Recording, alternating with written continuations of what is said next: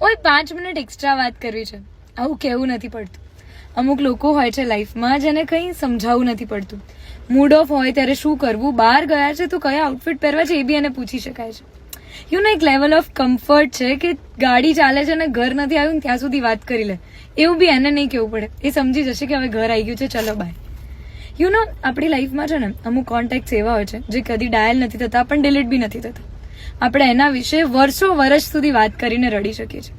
પણ અમુક કોન્ટેક્ટ કે જેને દર 2 મિનિટની લાઈફ અપડેટ આપવામાં બી આપણને ડર નથી લાગતો, એ કમ્ફર્ટ છે, એ સ્પેસ છે, પણ એના વિશે વાત નથી થતી આપણાથી, એને થેન્ક યુ નથી કહેવાતું.